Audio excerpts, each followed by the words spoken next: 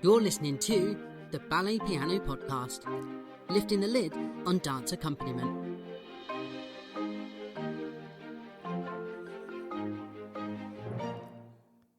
Hello listeners and welcome to another episode of the Ballet Piano Podcast. I'm Chris Hobson and to my left is Akiko Hobson. Konnichiwa. To her left is David Yao. Hello. And to David's left is Matt Gregory. Hello listeners. So we've got an absolutely biblical episode for you this week and it's to do with the 10 Commandments. Ooh. But we're going to split it in two. So this episode is going to be teacher's perspective of commandments for musicians, and then the next one is going to be a musician's commandments for teachers. So it's going to, you never know, there might be a couple of sticky moments in here somewhere. So we've got three pianists here, and then we've got David, who's the teacher. So you're sort of the odd one out, David. Sorry. Outnumbers. Yeah, Blueberry. Slightly. I feel like I'm getting told off or something. No. Well, not yet. Right. Let's go. And by commandments, we mean things that people should and shouldn't do. Yeah. It's sort of like a do's and a don'ts episode. Well, just like helpful things, you know. Yeah. To help us. Right. So we've each gone away. David's gone away on his own. Come up with a list. We've put our heads together as the three of us and come up with ours for the next episode.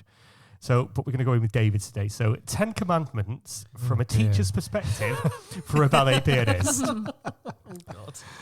I feel like we should have some like ethereal echo and some really deep organ. Slightly scared because I don't know what David's are. Right, let's get into it. David, number one. Well, the first thing I thought on my list was like, please, pianists, please be prepared to be patient with us because we often get it wrong because we're not musicians. So whatever we describe sometimes, we may not have got it right. So that's my first one is for us. Excuse us, please.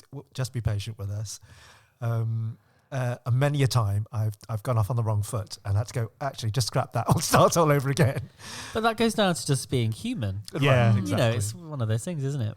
I think, and like in terms of a studio, like when you're setting things and things like that, when we're all in there together, it's a human environment. We're not all perfect all the time. We are gonna make mistakes sometimes, aren't we? We all do. Do you feel a bit nervous, like musician watching you, and then if you're giving a clear instruction to the musician? Yes. Oh, okay. And especially when you've got like all the students like just like waiting on your every word. There's an expectation there. And you know, when I was less experienced, it was even worse. I mean, now, because especially when you're surrounded by friends and friends come and play and everything, it's easier. But when you don't know a pianist and the pianist doesn't know you, then it kind of gets a bit, you know, how in detail do I need to be? Can I go back into the old habits and things? And you can't. You've just got to be very clear. And that's why I say, you know, patience, you know, is really helpful for us. Because I know it must be really challenging when we're... But there's something nice about that human moment, isn't it? Like, I know, like when I've played it, like, especially like the last 3 months with the little baby when we've not had loads of sleep sometimes, things like that, I just stick my hands like, sorry, I screwed it up. Or then sometimes, like, I think you were doing was it an adage?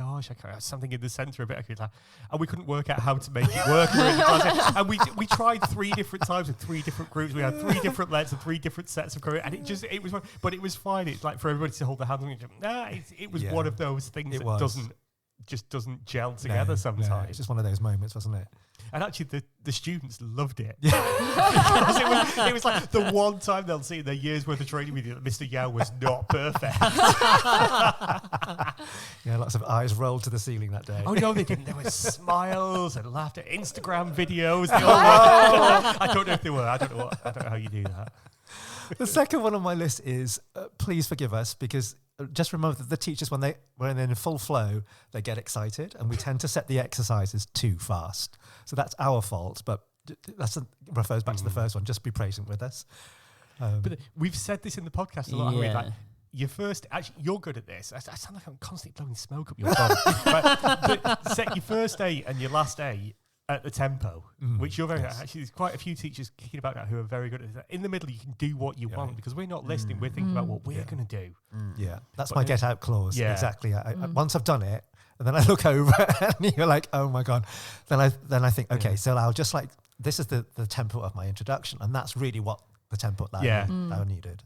And then actually teachers will do this a lot. So you go down and say it's a slow 2. We'll have a slow 3/4, please. 1 and 2 and take a breath. Let everybody get ready and go and then start. There's nothing ambiguous about that. Everybody knows what page we're on, which is really good. Yeah, it's much better. Yeah. That was very Northern good then. It was a very flat vowel. If you don't come from the islands, you don't know what that means. Sorry. The next one on the list was this is really for people who, like myself, had maybe at one point not a lot of musical experience. Is when you're playing the introduction, keep it simple, very simple, and it's much easier for us non musically kind of minded people to actually to cope with, especially the students when they're expecting something and suddenly there's something very complicated at the introduction and they don't really know when to start. Yeah. Simple, but can I also add obvious? Yes. Because sometimes, like a polonaise, just make it obvious. 6 counts in or whatever it is. Make it really obvious. Exactly. That was really obvious. Thank you. That's what Akiko said. And the next one on the list is like, we've talked about this in the last the previous episodes, is forgive us, when we're making up these exercises in our mind and everything, we've got it all set. When you go into a studio, I remember one of my mentor, Richard Glaston, saying, you can only teach what's in front of you. So although you may have spent ages over the weekend working at a lovely class and everything, when you get in and then you start setting your exercise and they get to the ending, this is about the endings, you've just got to be clear about what you want, because perhaps what you're imagining isn't possible that day, you know. So my fourth one was be prepared to adapt the ending, because sometimes it just doesn't go according to plan. And that's like, if you ask for an 8-count balance, then you go, actually, no, I want a 16. I want something. So that's, and then that goes like in two-way communication, doesn't it? Like pianists have the eye on the teacher, eye on the dancers, always keep. It's like basically like being a team, isn't it? Absolutely. Yeah. Eye contact's so important. You've got to. That's the beauty of having live music, and that freedom to just add and take music away. Yes. Yeah. That's the best thing. The iPods can't do that. Modern Ballet Studio Melodies or Ballet Class Music Volume 1 from the Ballet Piano podcast team could not do that for you. I mean, we're good, but we're not that good. Yet. The next one on the list is, whatever happens, keep that beat going. Even if you lose the tune, keep going with that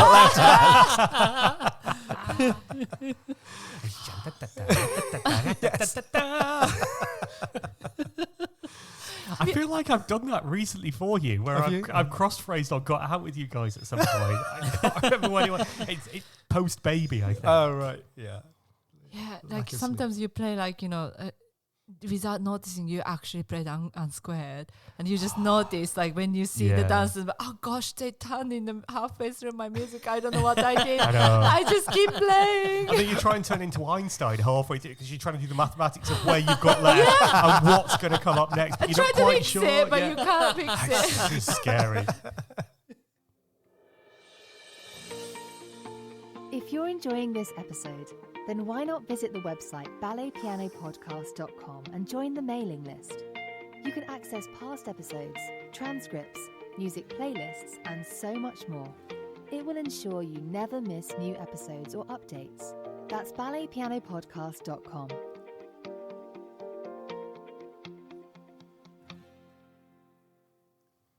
Hello, listeners. We're back again. We're at the altar, Mr. Yao. And we're at commandment 6. Oh, We're halfway there. Living on a prayer. This one really, really, really helps me. And often when I'm just like feeling very uninspired, if I'll ask the pianist, please, can you just play something for me? I want a 3/4 or whatever it is for, let's say, Port de Bras or something. And I then become inspired. I mean, I might have an idea of what I want to do, but there's nothing really going on in my head because, I need to be inspired. So an inspiring tune can make or break an exercise. I don't know how you feel about that. But I feel very nervous when the teacher asks me like play something. Really? And I just suddenly feel like I have to impress people. we're already impressed. You don't have to do anything. Like a couple of weeks ago, Akiko went back to work.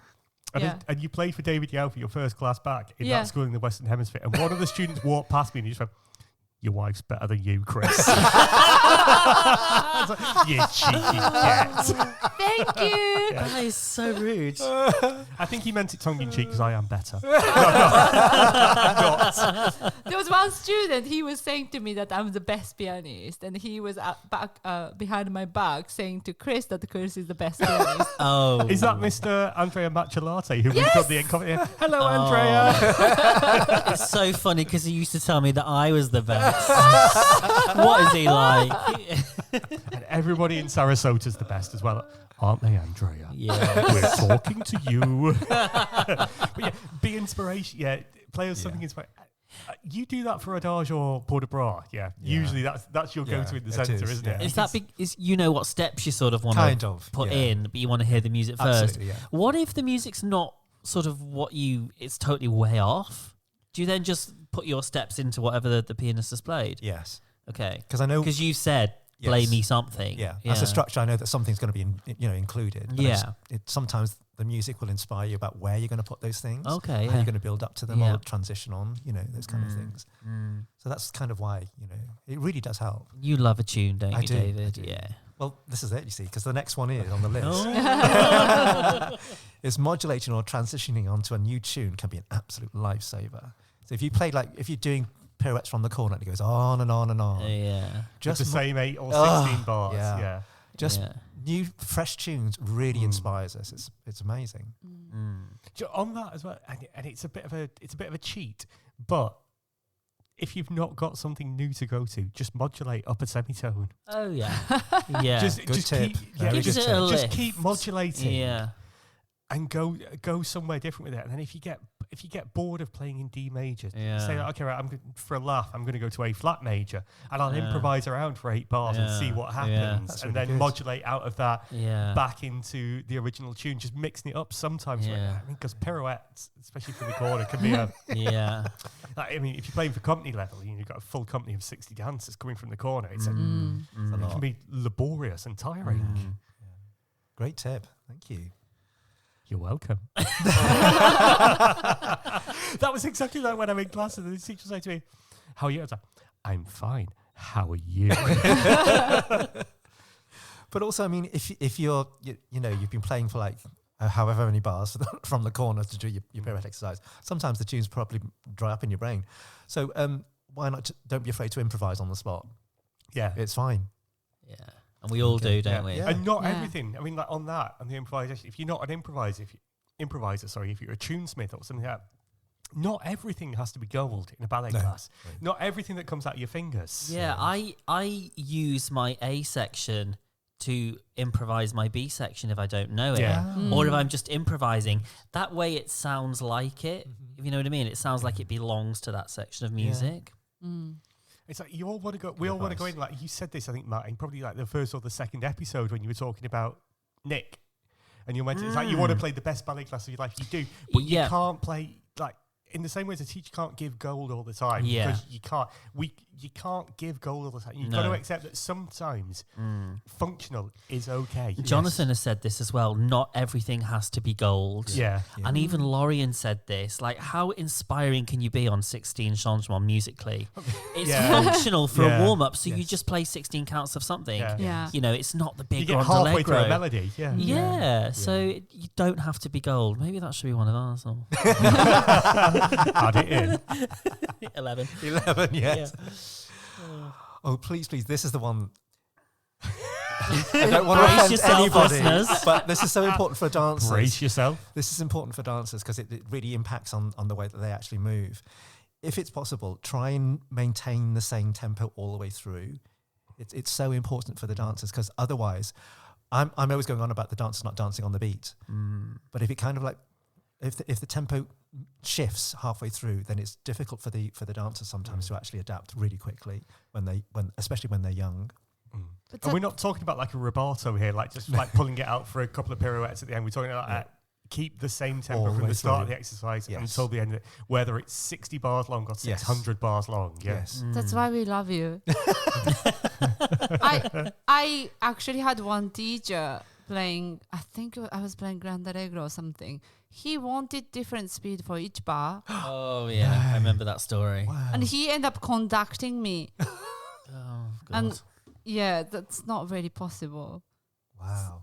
So I actually love to be said that. But can I just say, in defense of us pianists, I don't know about you guys, but if I'm on my 4th or 5th class of the day and my arms and back are knackered, I'll either play quicker because I think I'm slowing down, or I'll just slow because I'm tired. Yeah, that's... You know, and you're doing your utmost to just keep a constant tempo. You know, at 10 o'clock in the morning you can.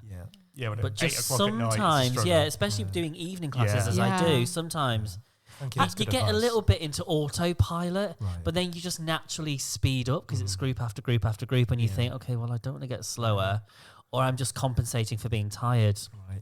Or like I feel if I'm nervous with something, like you know whether you're not sure what you're playing, but whatever, like nervous makes you play quicker and quicker, doesn't it? Yeah, definitely. It's like when you get a page of Hemi Demi Semiquaver, you instantly play quicker. Like what is it? The Rendezvous. What's it? I'll stick the transcript of that on our website page because it's written in such a bad way, and actually we'll do it this time, not like our reverences that we never did. We can still do that. We'll do them, but it's written in such bad, it looks like it should be incredibly quick. And that's the time signature thing, but we can get to that on a never ever episode. On the 12th of never. Because that's a rabbit hole. Anyway, the last one is stirring the emotions is a must for us, for dancers. So lovely tunes just really does. Emotions. Fiddler on the Roof, Carousel. Yay, that gets every time. Bit of Schindler's List. Absolutely. But I throw in like chromatic things, you know, for a bit of tension. Yeah. Or, you know, some like things that are like semitones apart. In the melody just creates a bit of like for frappes and things, you know, it's stirring emotion in a different way. It's the lifeblood of dancing, really, music. So it's quite nice when the teachers start to sing along things now. Doesn't that depend? I had one teacher, I played Loving You. Yeah. And he started to go, it's a male teacher. I was like, Hang on, let me get off the mic. I was in tears laughing. It's when they go for that high note at the end.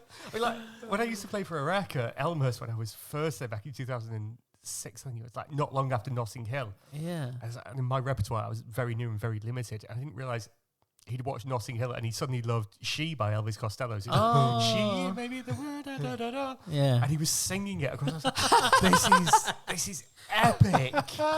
That happened to me recently. Lupa started to sing Smile. Wow. But not even like 4 counts. She sang the whole phrase. Oh, bless. And she stood by the piano while they were doing whatever exercise they were doing. And she just stood by the piano and sang the whole thing. Oh, fantastic. Nice. And then I started an applause and then the room just erupted. I thought it was lovely. Oh. Yeah.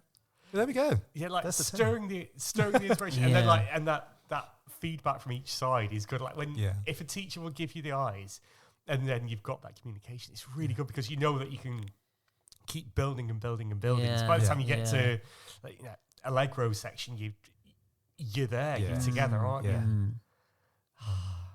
There we go. There's the 10. That was it. The commandments. Right. So if you're listening in real time, join us next week when the Pianist for Dance Teachers Commandment will be released. And if you're not listening in real time, enjoy it wherever you are. So it's goodbye from me. Sayonara. Goodbye, everyone. Goodbye, listeners.